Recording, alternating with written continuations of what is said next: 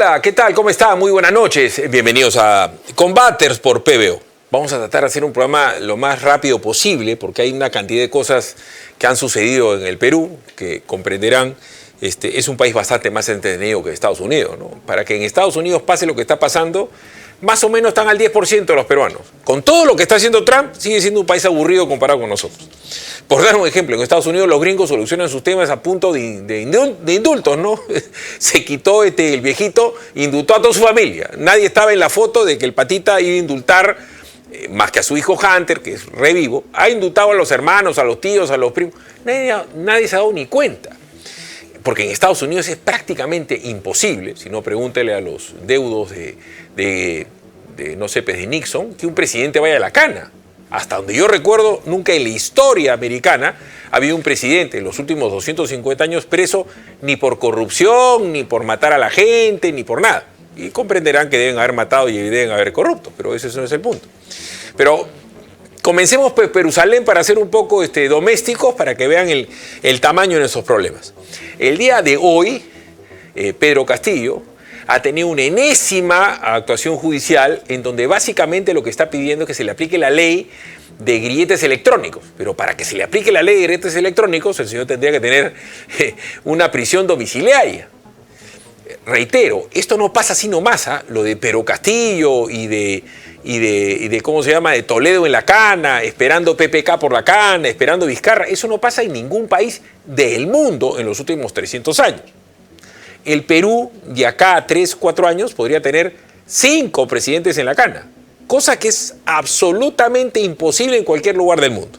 Así que escuchemos a Castillo y después le consultaremos a nuestros panelistas para ver si es que le auguran un buen o mal futuro a Castillo solicitando su prisión domiciliaria y su grillete electrónico. Veamos.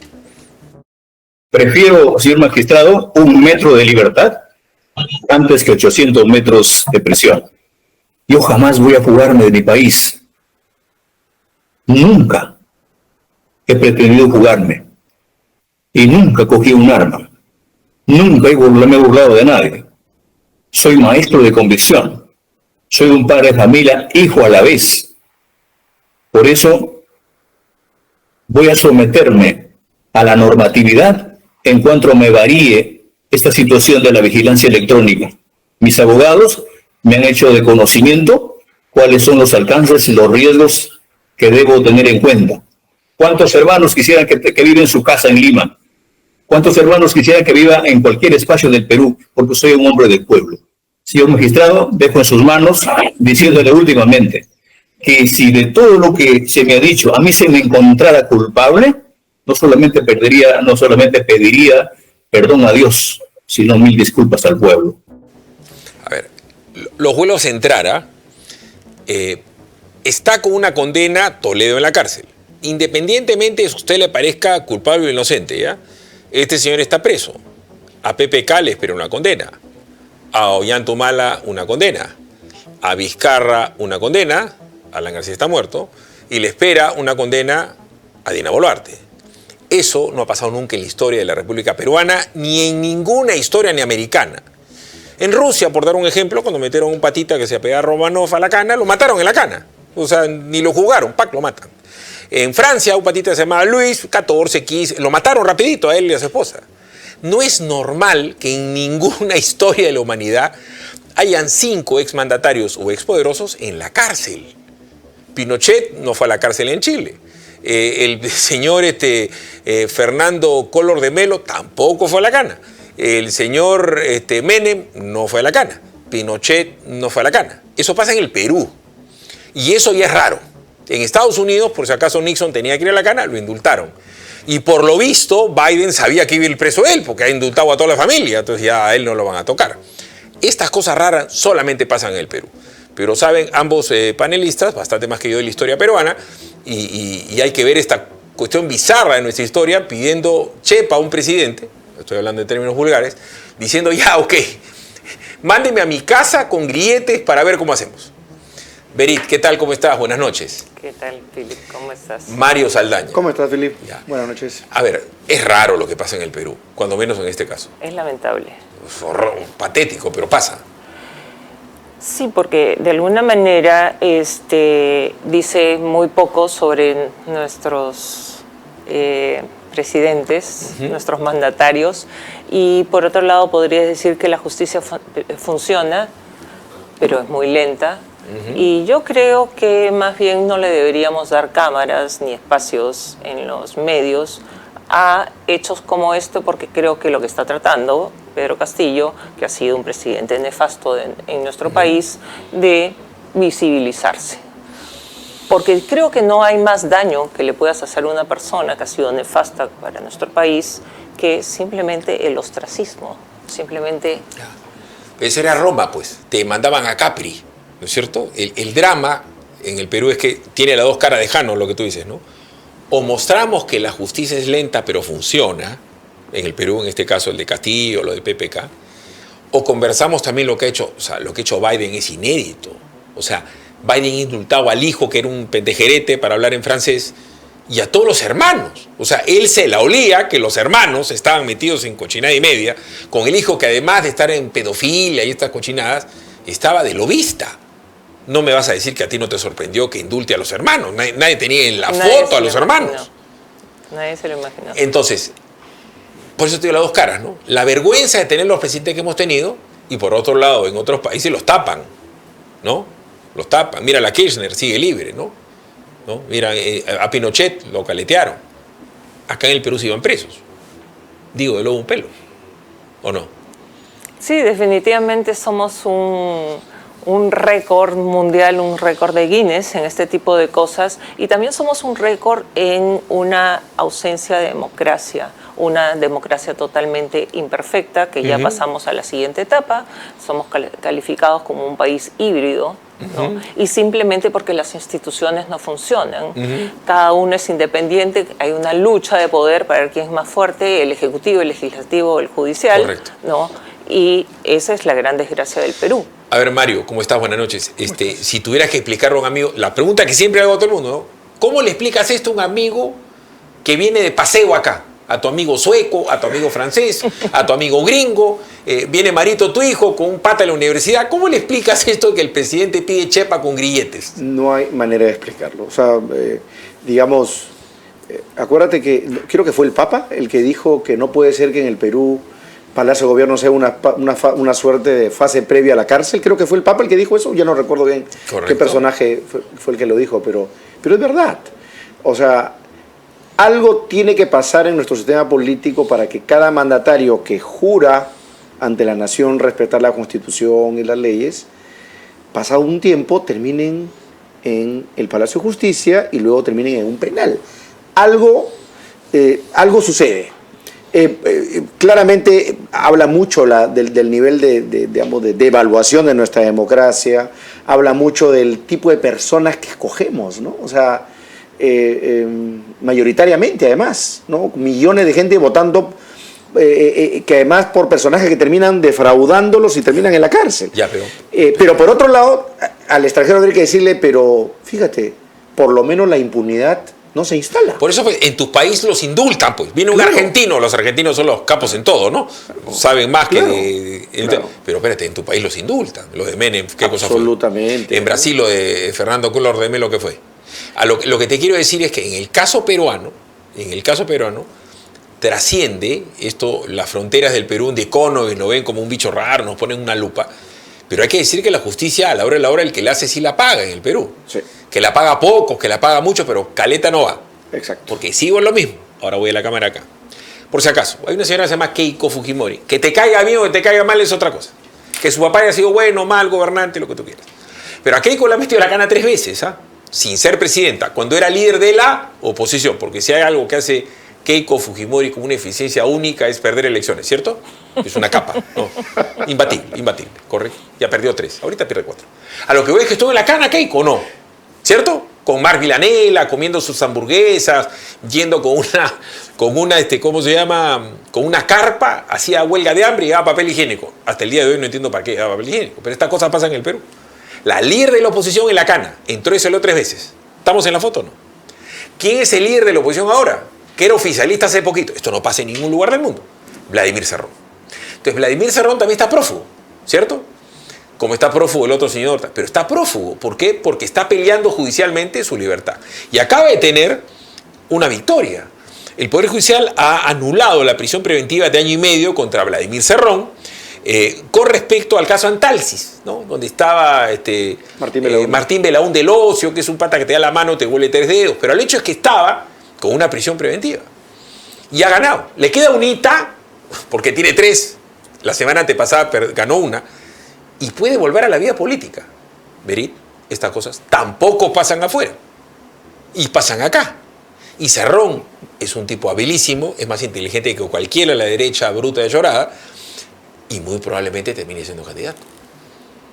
¿Tú crees que termine siendo candidato? Sí, yo creo que va a ganar todo en el perjuicio. O sea, estamos de acuerdo que es una persona sumamente hábil, se ha sabido mover muy bien, que tiene fuerzas importantes que los respaldan, comenzando por Cuba y terminando con todo lo que hay detrás de Cuba. Nicaragua, Colombia, Bolivia, China, Rusia, Irán, ¿no? Y, manco no es, pues, ¿no? O sea, definitivamente, y como tú mismo dices, bruto no es. No. En absoluto.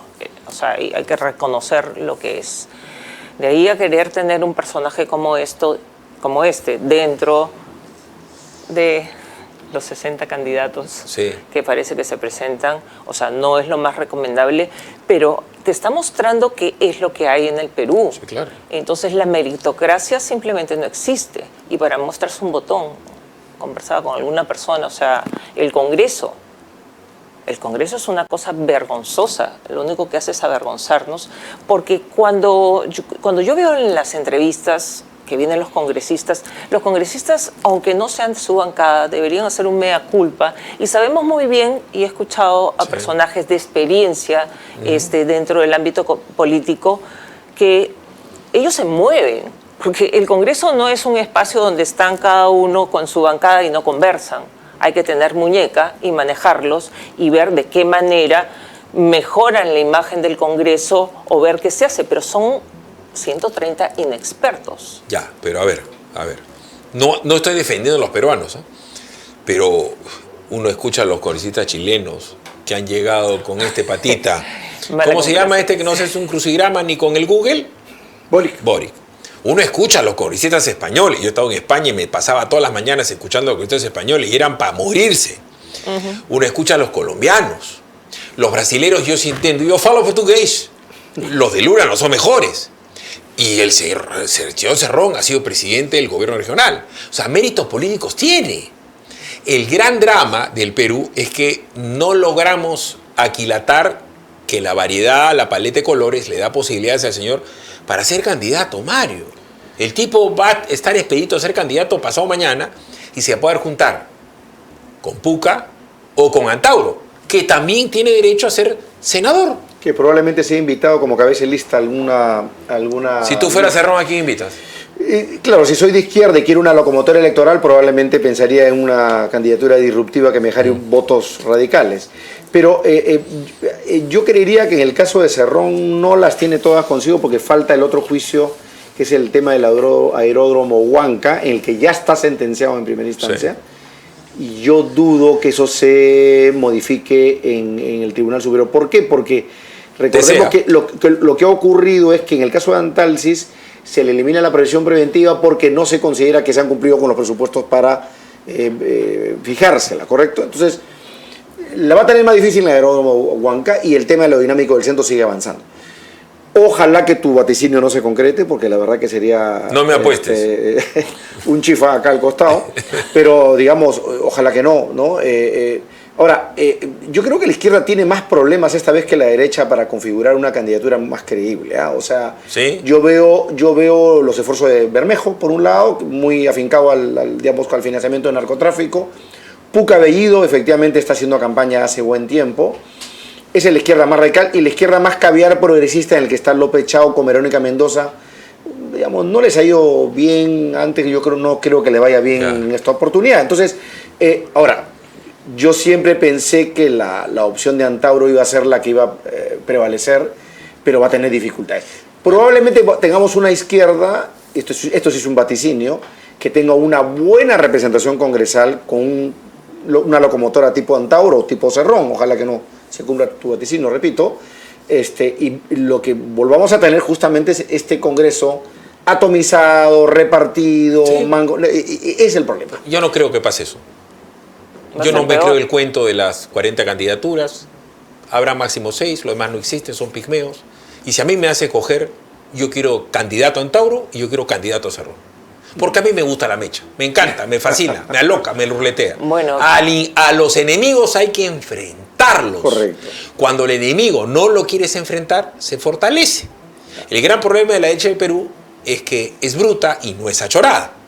La izquierda es inteligente y se es achorada. Pero sigamos avanzando, porque lo que está pasando en este momento es el caldo de cultivo para el éxito de ellos. Ejemplo, el ministro Santibáñez, que todo lo sabe. Es tan capo Santibáñez que antes de que suceda lo que sucedió, él supuestamente ya sabía quiénes eran los peligrosos, porque tiene un estado de emergencia perfecto, ¿no es cierto? Ejército, Marina, Aviación, Dijimín, tiene al satélite, porque todo lo sabe. Cuando pasa lo que pasa, el señor dice ayer, esto ha pasado como reacción a lo bien que nosotros lo estamos haciendo. Anda, qué capo que eres. Y el día de hoy ya nos dijo quién puso la bomba. Entonces, este chato que todo lo sabe, te cuenta, o sea, te narra los partidos para explicarte las derrotas. Pero el hecho es que ya ampallaron a los que pusieron la bomba, que es terrorismo acá o en Beirut. Escuchemos a Santibáñez, que todo lo sabe. Estamos respondiendo a las críticas con trabajo. Como les vuelvo a repetir, en las últimas 72 horas, 23 sujetos vinculados a delincuencia, a la organización criminal, capturados. No solamente eso, quiero anunciarles un tema. Se ha capturado en la ciudad de Trujillo a los vinculados al atentado sufrido por la Fiscalía el día de ayer. En las próximas horas se va a develar sus identidades, pero hemos capturado justamente a las 2 personas que condujeron los vehículos y que transportaron la dinamita. Hemos capturado también a quienes están involucrados en entregar la dinamita y el armamento, que es un ciudadano venezolano con su pareja y que es el que suministra de todo este material a las organizaciones criminales en Trujillo, y estamos dando golpes certeros contra la delincuencia organizada. Ya se está poniendo de mal humor a Berit, tranquila, vamos a hacer algo para que se ponga de peor humor. Porque si este sabio, que todo lo sabe más que Berit de su mamá, de su papá, que Saldaña de su hijo, de su tío, de su primo, porque él se jacta. Esto que ha pasado porque nosotros lo estamos haciendo bien. Y que era el tal pequeño que de la cárcel manejaba. Digo, si tú eres inteligente y los tenías pinchados y chuponeados, tenías que estar previo al ataque, ¿cierto? Previo a la bomba, previo al anfo, previo a la dinamita, previo al instalaza, previo al queso. Porque la gracia de un servicio de inteligencia, que obra con inteligencia, es que no te ataquen ni te maten. Pero ¿qué cosa pasa en el Congreso? Que es tan hincha Berit. Hay un señor Burgos, que es el presidente de la Comisión de Fiscalización, que se cree Brad Pitt. Tú vas a la Comisión de Fiscalización y pone una foto de sí mismo. O sea, yo puedo entender, si tú eres George Clooney y Brad Pitt, pones una foto de ti mismo porque eres hermoso. Pero este señor, que es presidente de la Comisión de Fiscalización, se enfrenta a Santibáñez, que cree que mide 1,90 m. Pero veamos. Trujillo no puede ser el Ayacucho de los años 80. Tienen que regresar los jueces y fiscales sin rostro. Es una necesidad ante la inoperancia del Poder Ejecutivo a través del Ministerio del Interior y sobre todo de la Comisión de Justicia y la Comisión de Constitución. Hace más de un año presenté el proyecto de ley de jueces sin rostro para preservar la identidad de aquellos magistrados sinceros y que quieren investigar los casos de la criminalidad organizada. No podemos permitir que las explosiones de cochebombas se den en Trujillo, la capital de la región de la Libertad. Es por ello que insto a la Comisión de Constitución a que dictamine la necesidad de que regresen los jueces y fiscales sin rostro. Es una necesidad de toda la patria. A ver, Berit, te pido un juicio de valor deontológico, ético, político, no estético del señor, porque comprenderán que el señor se cree tan hermoso y pone la foto de sí mismo. Pero en fin, este es el Congreso que tenemos y este es el presidente de la Comisión de Fiscalización. Entonces, ¿qué cosa es peor? ¿Este que fiscaliza o el ministro que todo lo sabe después del partido que perdemos? Bueno, lo peor y lo más grave es este atentado que ha habido. O sea, es algo sin precedentes. Cuando vi el atentado, la verdad es que recordé los peores años del terrorismo urbano que tuvimos que tener terrorismo urbano para que nosotros como población tomáramos verdadera conciencia de la magnitud del terrorismo. Ya, pero Patás es rural, pues, y Patás está pero 80 kilómetros de la capital. Tenemos que entender que, de alguna manera, yo sé que te quieres entrar en el Perú, Philip, lo siento mucho, pero yo tengo que ir a la región. Sí. Este problema es regional.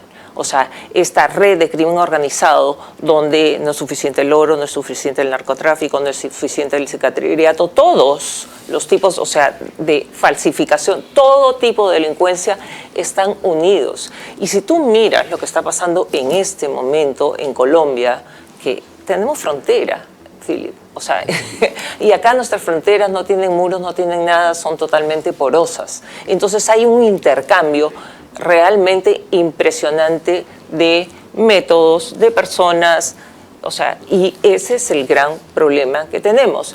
O sea, en el Perú en general, por ejemplo, se habla muy mal de los venezolanos, no son todos los venezolanos, pero es suficiente que hayan 200 venezolanos para que pongan Lima de cabeza, ¿no? Y eso es un poco lo que está pasando. Si el 0.1% de los venezolanos era malo y han entrado 1,5 millones, ya tenemos pues ya... Claro. Ya tenemos 10.000 asesinos. No, es una cosa realmente dramática y es un problema regional, porque lo que ha cambiado es que ya no tienes un Pablo Escobar, que es el líder de la mafia y mandaba, sino ahora son pequeños personajes, pequeños cabecillas, y así como las redes sociales, todos se comunican, todos se ponen de acuerdo, ya Maduro manda un WhatsApp y matan a uno de sus opositores en Chile. Entonces tenemos que entender que este problema es un problema regional, pero que esté pasando en el Perú, algo que no habíamos visto, es gravísimo. Santibáñez puede decir 20 tonterías, o sea...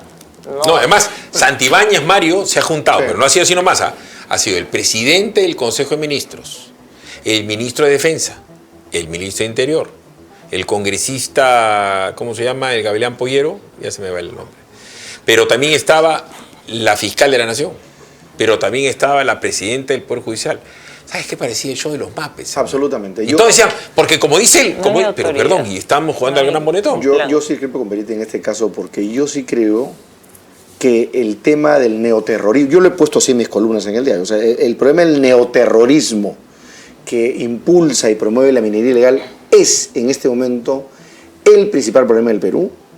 Apunta a consolidarse en el corto y mediano plazo y va a ser el problema a solucionar del próximo gobierno. ¿Por qué? Porque tenemos una industria que es la minería ilegal aurífera, que dicho de paso con una trepada del precio del oro a raíz de la toma de posesión de Trump, ¿no? Que tiende a crecer, con redes de penetración en autoridades locales, regionales, nacionales a través del Congreso de la República, con policía lamentablemente en muchos sectores corrompida por estas estructuras.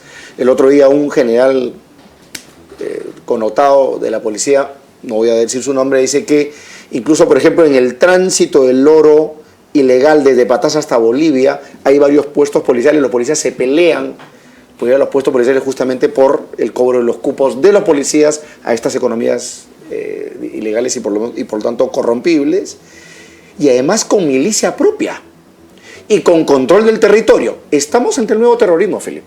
Y yo creo que ese va a ser el gran reto. Ojalá que los peruanos no tardemos tanto en unirnos como en los 80, que tuvo que haber una bomba de tarata para que reaccionemos. Ya, o sea, pero, el tema ver, lo tenemos ya en la urbe. Lo que pasa es que acá hay mucha hipocresía. Yo de repente les va a parecer ligero. A mí no me parece tan complicado el problema. Porque el oro no es coca. El oro es el oro. El oro es la moneda mundial. Entonces lo que se tiene que hacer es poner 24 o 48 refinerías del Estado peruano y el Estado peruano compra todo el oro. Y el oro deja de ser ilegal. Y al señor Berit o al señor Saldaña o al señor Batres que tenga su concesión, le vas a formalizar a quien está haciendo el hueco en tu concesión, porque tú no lo estás haciendo. Pero además necesitas un OIF que controle el lavado de activos, porque esa gente blanquea plata. No. Además. Es la mejor manera de Perdón. Sí. Olvídate primero de los activos. El oro lo compra el Banco Central de Reserva. Murió la flor, hermano. al precio internacional, porque la medida del precio del oro lo pone Inglaterra. Murió la flor, hermano. Se acabó. Porque los señores ricos del Perú saben perfectamente quién tiene el oro ilegal, también le compran a ellos. Y no me vas a venir a decir que la exportación de oro ilegal a Bolivia no la ven. Entonces, el oro no es coca. Lo que pasa es que para tomar esa decisión, te tienes que pelear con la Sociedad Nacional de Minería y Petróleo. Entonces, el presidente tiene que estar dispuesto a pelearse con el Papa por los intereses del Perú. Pero no sigamos abundando. Porque, claro, esta desgracia que pasa en el Perú pasa además en un clima de absoluto descrédito de todos los políticos. Por eso Berit dice que es una pena lo que tenemos. Volvamos a las 6. Resulta que hay un señor que se llama Ollanta Humala, que también vino con el tema de la coca, ¿se acordarán? Oro sí, oro no, agua no, oro sí, coca no. ¿Se acuerdan lo que decía? Que iba a ser pan de coca. Entonces, ¿en qué hemos terminado? En el que el señor está al borde de la cárcel. Porque el señor llegó, él que era nacionalista, o sea, él era nacionalista, era de izquierda, etnocacerista, llegó con plata, en buen romance, de su jefe Chávez. Y están en los alegatos finales para que se vaya a la cana por lavado de activos, por corrupto, Ollanta Humala y su esposa, que también era de Coracora y la pegaba de misia, y el primer día de su mandato quiso ser Berit, porque se fue y se tomó su foto en Cosas. ¿Te acuerdas o no? ¿Te acuerdas que se tomó su foto en Cosas o no? Bueno, pero para eso tuvo la anuencia. ¿De quién? Pérez de Cuéllar. No. La familia Pérez de Cuéllar. No la familia Pérez de Cuéllar. La derecha cobarde del Perú, que tenía que llevarse bien, y lo voy a decir claramente, con la Cholita de Coracora. La vistieron de Jackie Onassis, le prestaron sus joyas, la pusieron en Cosas, la llevaron a cócteles y le dijeron: no seas comunista, sé buena. Y como ella vino de este lado bueno de la fuerza, como si fuera la Guerra de las Galaxias, dijeron: ya, ok, perfecto. Y Ollanta Humala se dedicó a hacer antiminería durante todos sus años de gobierno. Por eso estamos como estamos. Y ahí creció todo el tema de ilegalidad, que ya tiene pues más de 15 años. Hubo un pacto de alguna manera con Ollanta Humala para que no interviniera en la parte económica, cosa que hizo. Él se dedicó a hacer lo suyo, lo que sabía hacer, que era enriquecerse ilegalmente. Claro.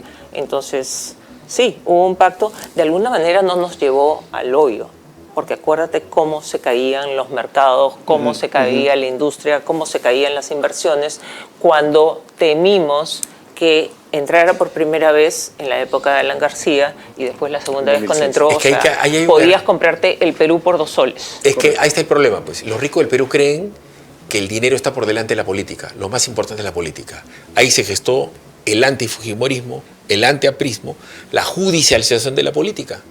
Y eso pactó los cobardes de todos los gremios del Perú. Y soportamos esta tontería y ahí se gesta lo que viene después.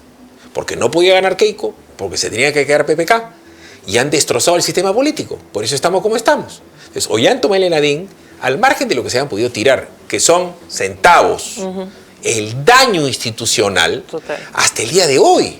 Por eso existe Antauro, por eso existe Cerrón. Porque en un periodo de bonanza económica, lo que se hizo es socavar la política. Y la política, Mario, es más importante que la economía. La política asigna a la economía. Y ahí está el origen del problema de Petroperú que hoy día estamos Pero conociendo. Sigamos avanzando. A ver, resulta que en esta desgracia, en este antiaprismo y en este antifujimorismo que se iba heredando, ¿quién hereda el antiaprismo y el antifujimorismo de Ollanta Humala y Nadine? PPK. ¿No es cierto? Que era un comerciante que era corrupto desde que yo tenía 1 año. Así de sencillo. Pero era blanco, hablaba inglés, iba a Lima Golf y era el Markham. Y nos soplamos al gringo lobista. Bacán, bacán. Se cae ese señor y aparece Vizcarra, que vuelve a encarnar el antifujimorismo y el antiaprismo. ¿De qué estamos hablando con Vizcarra? Otro que destroza la economía peruana, porque después viene una pandemia y el tipo aprovecha la pandemia para pasar piola en sus delitos. ¿En qué anda Vizcarra? Bueno, pues, en que han inhabilitado a Vizcarra. Mejor dicho, quieren inhabilitar a Vizcarra 10 años en la función pública, a Salvador de Solar, otro patita, re fracasado, actor de quinta, productor de cuarta, pero era un chico lindo, ¿no es cierto? Entonces nos soplamos un golpe de Estado. Más Vicente Ceballos, ¿no es cierto? Entonces esa consecuencia de ese golpe de Estado la estamos viendo en los congresos de ahora, porque Vizcarra también dijo el sí, no reelección de Congreso. Toda esta desgracia ha ido increciendo. Entonces los papás de la criatura terminan siendo los abuelos de la desgracia que tenemos ahora. Veamos la nota de la subcomisión que está por inhabilitar 10 años a Vizcarra, a Salvador Solar y a Vicente Ceballos. Veamos la nota. En consecuencia, el informe final de las denuncias constitucionales 386, 400 y 466 acumuladas ha sido aprobado por mayoría. El lagarto Martín Vizcarra podría sumar en los próximos días una tercera inhabilitación para ejercer cargos públicos. Y es que esta mañana la Subcomisión de Acusaciones Constitucionales del Congreso aprobó el informe final que propone inhabilitar al lagarto por 10 años por haber disuelto el Congreso en el 2019. He decidido disolver constitucionalmente el Congreso y llamar a elecciones de congresistas de la República. Pero el lagarto no fue el único. La Subcomisión de Acusaciones Constitucionales también aprobó la inhabilitación por 5 años contra el ex premier Salvador del Solar y el ex ministro Vicente Ceballos. Y por el cual, en nombre del Consejo de Ministros, hago cuestión de confianza en este mismo momento. Es así que el lagarto podría sumar una tercera inhabilitación si es que este informe es ratificado en la comisión permanente y luego aprobado en el Pleno del Congreso. Hay que recordar que Vizcarra tiene en la actualidad 2 inhabilitaciones. La primera se aprobó en abril del 2021, cuando el Parlamento lo inhabilitó por 10 años para ejercer cargos públicos por el caso Vacuna Gate. Pido disculpas sinceras a los peruanos y peruanas por no haber informado de ese hecho en ese momento. Poco más de un año de aquella inhabilitación, el Pleno del Congreso volvió a inhabilitar a Vizcarra por 5 años, esta vez por el caso Obrainsa, donde el lagarto tuvo vínculos con empresas privadas durante su gestión como ministro de Transportes en el gobierno de Pedro Pablo Kuczynski. Yo había renunciado a la empresa CM Vizcarra en diciembre de 2015, 7 meses antes. A pesar de estar impedido para ejercer cargos públicos, el expresidente se la pasa viajando en una intensa campaña con miras a las próximas elecciones. Incluso a través de sus redes sociales, el lagarto se presenta cocinando y hasta en pijama, todo para seguir ganando adeptos en las redes. Aquí, bien acompañado, y con esta compañía yo estoy seguro que pronto me recupero. Saludos. Todo parece indicar que el futuro del lagarto no está precisamente en las elecciones del 2026, sino en alguna celda de algún penal de la capital.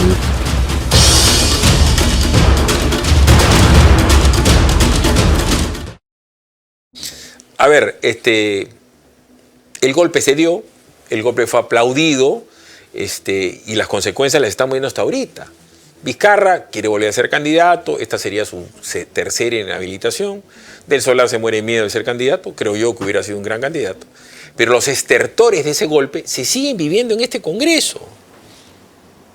Porque destroza el Consejo Nacional de Magistratura, con el caso Lavajato se aupa para destrozar a todos los enemigos políticos, desaparece la reelección, y pone todo esto, vuelven con toda esta soldevilla, que es el rey de la sopa, porque te agarra y te pone 10 hectolitros de agua y te malogra la sopa. Ellos son los papás de la criatura, lo que estamos viviendo, la crisis política, ellos son los papás. Pero lo que estamos viviendo en este momento, y ya que mencionas a Odebrecht, Odebrecht comienza en el 2003 con Lula.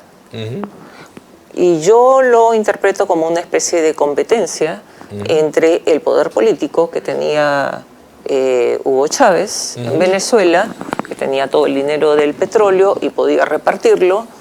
Aparece Lula y dice, bueno, yo también quiero.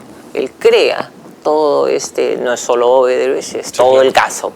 Lavajato, que incluye un montón de constructoras, y ahí comienzan a filtrarse todas estas coimisiones. Pone y saca presidente. para poner presidentes y para fortalecer a la izquierda. El socialismo del siglo XXI. Eso va avanzando, llegamos hasta esto. Yo de alguna manera creo que cuando la gente está contenta, y eso es lamentable, hay un estudio que estaba viendo que cuando la gente tiene hambre, está dispuesta hasta sacrificar su libertad para comer. Entonces, ¿qué es primero, la libertad o la comida? Lamentablemente es la comida, y esto viene de un estudio sobre el Tercer Reich con Hitler, ¿no? O sea, de esa manera, pasando por una crisis después de la Primera Guerra Mundial, es que llega al poder. ¿Por qué? Porque había esta necesidad y la gente estaba sacrificando su libertad. Y ya lo hemos visto también con Fujimori. La gente estaba contenta y le aceptó a Fujimori el golpe de Estado. O sea, somos bien suicidas. Solamente te abro un paréntesis. Y luego le aceptamos, perdón para terminar, pero le aceptamos a Vizcarra porque Vizcarra se dedicó de cuerpo y alma a cuidar su imagen, a comprar a toda la prensa para tener una alta popularidad, que es lo opuesto a lo que le está pasando a Dina Boluarte. Entonces, en esas condiciones, la población engañada por los medios y porque la situación no estaba tan mala como le aceptó el golpe de Estado. Simplemente, Mario, para que la gente lo entienda, de repente no lo sabe la gente, ¿no? Pero es verdad, después de la Primera Guerra Mundial, la humillación de la Paz de Versalles, hay un patita que se llama Adolf Hitler, que era racista, que era un agitador callejero, ¿no es cierto? Que no gana las elecciones, pero maneja el Congreso. Y lo agarra Hindenburg y lo arrodilla. Y él se hace canciller de Alemania. Bueno, nuestro futuro Hitler va a ser Antauro, porque va a galopar en las elecciones parlamentarias y él va a terminar siendo presidente del Congreso. Porque además de que la derecha bruta y acobardada no tiene gente, ni Keiko, ni mi tío Porky, tiene gente que le haga frente a alguien como él. Sí, porque no tiene cómo pecharlo. Claro, porque pinta ser el candidato disruptivo, mano dura, que es lo que digamos una alta proporción del país está esperando. Pero nuevamente, ojalá, deseo que te equivoques. Y desearía que justamente algún halo de inteligencia pase por nuestros líderes de la derecha, centro derecha y demás, para que logren articular una candidatura de consenso igual de disruptiva que le pueda hacer frente a la de Antauro. ¿No? Entonces, yo creería que esa es o a los Antauros que se puedan presentar. Correcto. Digamos, no tiene que ser él. Pero, digamos, ahí hay una gran responsabilidad en esta clase política, sobre todo de la gente que quiere un poquito el Perú y se llama a sí mismo como sensata, ¿no? Se califica como sensata, ¿no? Ahí tenemos una discusión. Yo no creo en el consenso de la centro-derecha. Bueno. Yo le regalo plata a los pobres, no a los blancos muertos de hambre que quieren vivir la política. A los que no existen electoralmente, ni hablar un minuto con ellos. Nada, ni al enemigo, ni el agua, ni la justicia. Vamos a ir a la pausa porque hay un patita que piensa así como yo, solo que el pata es presidente de Estados Unidos, el pata es bien radical. Ha llegado a Estados Unidos, acá todo el mundo lo aplaude. Vamos a ver cómo nos va con nuestro TLC, vamos a ver cómo nos va con nuestro Chancay, porque Trump es presidente de Estados Unidos, no es presidente de Perú. Y por si acaso, el estado más misio de Estados Unidos es 3 veces más importante que el Perú económicamente hablando. Por dar un ejemplo, no se molesten, el Perú no existe en Estados Unidos.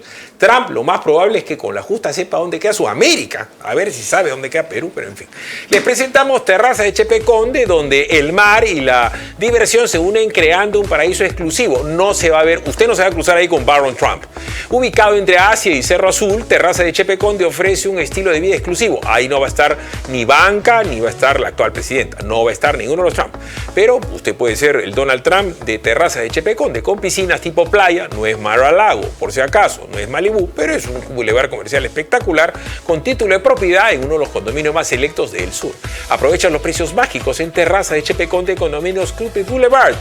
Visítanos en aventura.b/chepeconde o separa tu cita al 905-457-777. Siempre con el respaldo de Condominios Aventura, vive la magia. ¿Realmente va a ser mágico para nosotros Trump? Ver para creer. Pausa, regresamos.